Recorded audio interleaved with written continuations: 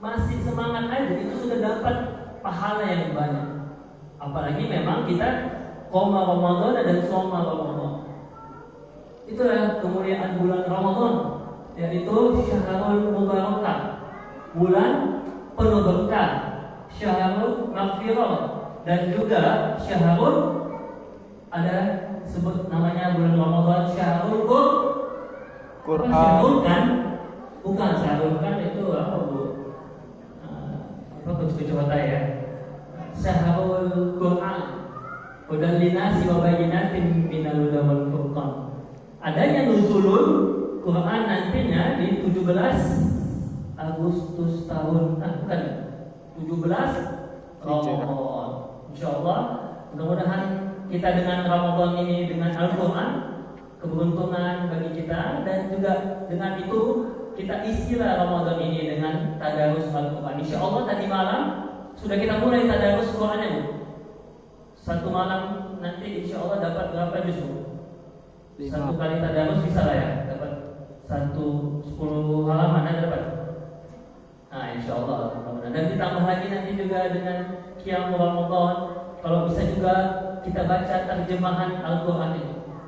Ada pengajian-pengajian yang saya tengok itu, ketika siap pengajian nanti ustadznya memerintahkan tugas jemaahnya untuk membaca terjemahan Al-Quran. Kalau saya di kampus saya wajibkan bukan lagi terjemahan tapi juga tafsir Al-Quran. Kalau belum paham, ya mungkin kita bisa bertanya kepada ustadz. Nah itu ya keberuntungan kita di bulan Ramadan. Dan itu perintah Allah Bu. Yang perintah diperintahkan untuk kita mampu Ramadan, kita isi Ramadan dengan tadarus tadi, tahajud, dengan zakat, dengan sedekah, dengan apa lagi?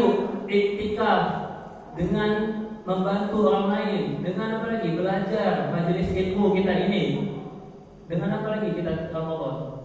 Dengan sholat-sholat sunnah, buka bersama kita dan lain-lainnya. Insyaallah mudah-mudahan nanti siap Ramadan kita mendapatkan apa Bu? Mendapatkan ijazah Bu katanya. Ijazah SD, SMP atau ijazah Jokowi? Bukan ijazah Jokowi pula. Ijazah taqwa la'allakum tattaqun. Itulah dia kemuliaan kita Bapak Ibu semuanya, jamaah salat tarawih rahimakumullah. Kemuliaan, betapa mulianya kita soimin dan soimat yang berpuasa ini. Ya Bu, bayangkan ibu puasa dari di rumah tadi kan, siang hari panas terik kita bekerja, atau yang misalnya naik kendaraan, belum lagi nanti hujan tapi tetap berpuasa. Atau sebenarnya bisalah kita buka puasa di rumah. Kalau kita sendirian ada makanan di rumah atau di dapur banyak makanan, atau mungkin bisa kita pesan makanan atau cari makanan di luar sana. Tetapi insya Allah kita semua ibu-ibu ini lebih memilih untuk berpuasa semata-mata karena keimanan dan ketakwaan kepada Allah Subhanahu wa Ta'ala. Sangat dahsyat jadinya itu puasa itu. Hebat kali. Kalau kita kaji-kaji lagi ya, puasanya dimulai dari kita sahur nih. Misalnya tadi pagi ibu sahur jam 4 atau setengah 5 sampai tadi 18.43 lah ya. Berapa jam itu kan? Kita puasa itu dari mulai tadi kita sahur ya, nawaitu shauma ghadin an adai fardhu Ramadan imanan wa ihtisaban ya kan. Kita puasa betul-betul mana keimanan, insyaallah mendapatkan tadi ketakwaan, dan nanti pas Idul Fitri mendapatkan kefitrahan insyaallah. Amin amin ya rabbal alamin. Kalau kita sholat misalnya nih, sholat kita bapak nih, satu kali sholat mungkin 5 menit. Kalau dijumlahkan sama sholat sunnah mungkin nggak sampai 1 jam 2 jam. Sedangkan puasa berjam-jam namanya. Maka itu nggak heran kita kata Nabi Muhammad kalau puasa ini namanya jihad. Bapak, puasa ini juga bagian dari jihad kita atau jihadun nafs.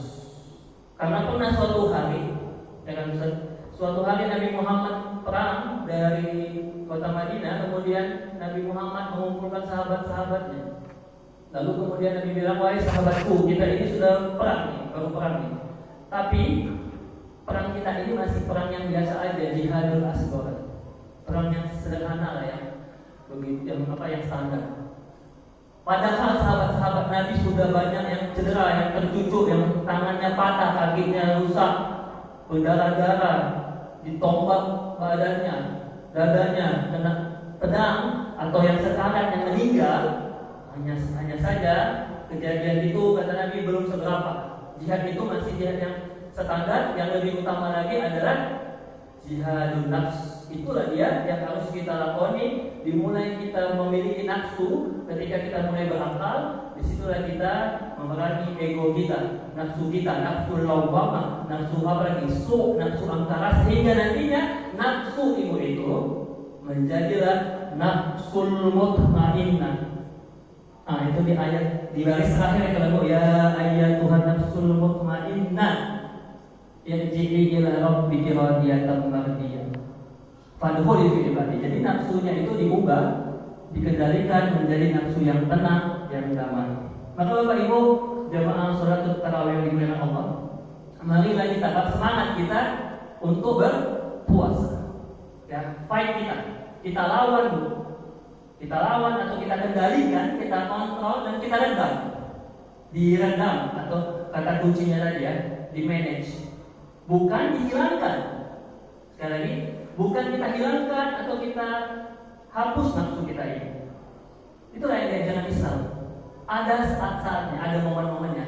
Bukan kita seperti agama yang tetangga kita mungkin kan, ada tokoh agamanya yang tak boleh nikah. Berarti itu melawan kita manusia. Bahkan faktanya ditemukan di bawah-bawah gereja itu banyak bayi-bayi terkubur. Fakta itu bayi siapa kan? Islam tidak begitu, boleh nikah, bahkan bisa sampai 4 ya.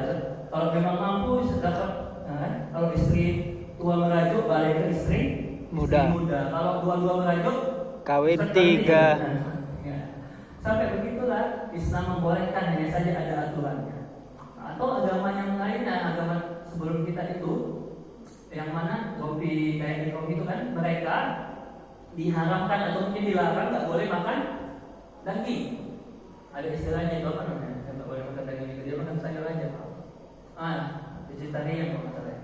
Kalau kita tidak kan, boleh kita makan daging, boleh makan daging, tapi awas jangan banyak-banyak, nanti naik pula kolesterolnya kan gitu. Memang itu menurut Allah juga, tapi kan kita manfaatkan sesuai dengan kadar. Begitulah dia seimbang Islam, tidak melarang, tidak mengkranking, tidak melawan nafsu fitrah manusia.